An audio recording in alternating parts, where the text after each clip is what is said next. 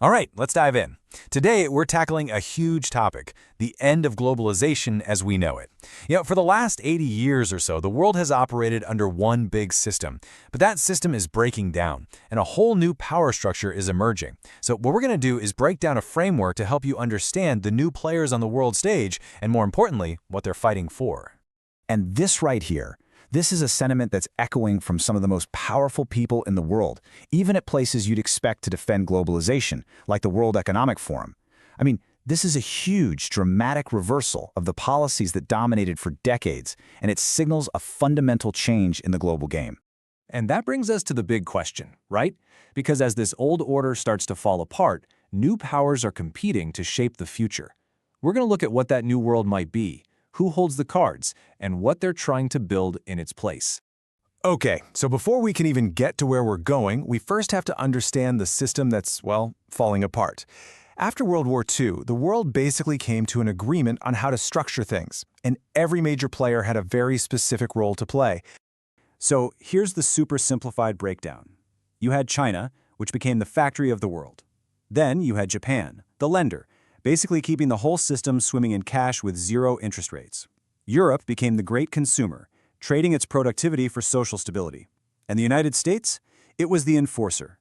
It backed the entire system with its military and the petrodollar. It was simple. Play by their rules and you're in. Step out of line, you get punished. Now, for America, this whole thing was a classic double-edged sword. On the one hand, corporations and investors made a ton of money. Profits went through the roof, and we all got access to cheap stuff from all over the world. But the flip side? Well, that's where the problems creep in. It required this forever war model to enforce everything.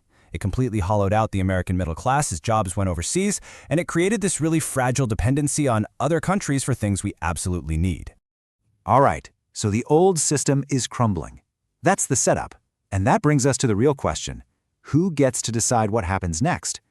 According to this framework we're exploring, there are four major factions competing for power, and their agendas are shaping our future as we speak. So these are the four major groups vying for control. You've got the financial industrial complex, the sovereigns, the technologists, and of course, the military industrial complex. And trust me, each one has totally different goals, different tools, and a very different vision for the future. First up, let's talk about the most powerful player in this game, the financial industrial complex, or FIC. This is the whole network of global banks, asset managers, and financial institutions. You can also just think of them as transnational capital. Why? Because their loyalty, it's not to a country, it's not to a flag, it's to money. And money, as we all know, doesn't care about borders. They thrive when capital can move anywhere, anytime, with zero friction. And check this out. This slide really shows you the superpower of the biggest players here. Guys like BlackRock. They manage trillions of dollars of other people's money. And while it isn't their money, they get to vote on behalf of those clients in big corporate decisions. As this chart from BlackRock itself shows, a staggering 89% of their clients' voting power was used by BlackRock, not the clients. That's huge. That gives them this incredible influence to steer how massive corporations are run. But here's where it gets really interesting. Even inside this super powerful group, there's a huge rivalry. On one side, you've got the asset managers, represented by someone like Larry Fink of BlackRock. They want to build totally new digital financial infrastructure from the ground up. On the other side, you have the old-school traditional banks, like Jamie Dimon's JP Morgan Chase. They want to protect the current central banking system because that's where their power comes from. It's basically a battle for the soul of the future of money. Now, the other three players, they are just as crucial to this whole game. First, you have the sovereigns. These are your national leaders who look at globalization and see it as a threat to their control. Then there are the technologists. They're the builders, creating tools like AI and digital IDs for whoever's in power as long as they get funding and data. And finally, you have the military-industrial complex, which is basically the enforcement layer for the whole system and, let's be honest, thrives on a bit of instability. Okay, so we've met the players. Now let's talk about what they actually want. What's the end game here? What is each faction really fighting for in this new global game? And this table, it really just lays it all out for you nice and clear. The asset managers, they want to control the new financial infrastructure, and their weapon of choice is tokenization.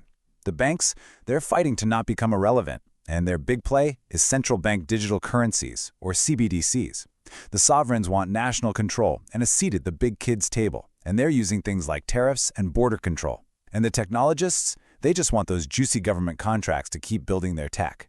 So let's zoom in on that key tactic for the asset managers, tokenization. This is a word that Larry Fink has been talking about for years, and it's a huge deal. The idea is to take literally any asset, your house, stocks, bonds, a piece of art, and put it on a blockchain. Why?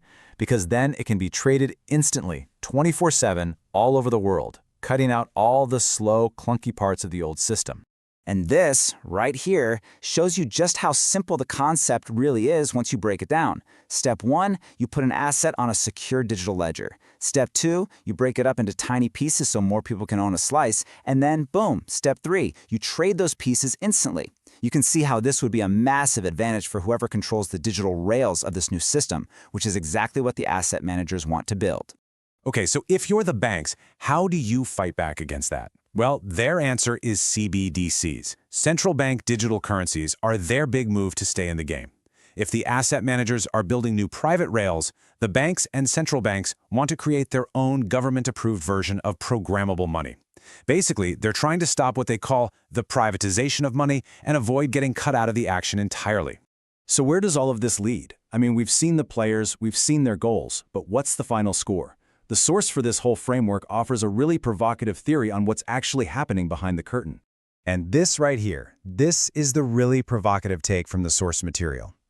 The theory is that the big picture outcomes, they've already been decided by these powerful groups behind closed doors. So what we see on the news, the geopolitical drama, the conflicts, it's essentially just theater, designed to justify the massive changes that are already on their way. And that leaves us with one last, pretty challenging question to think about. Are we just spectators in a global power game where the winner has already been decided?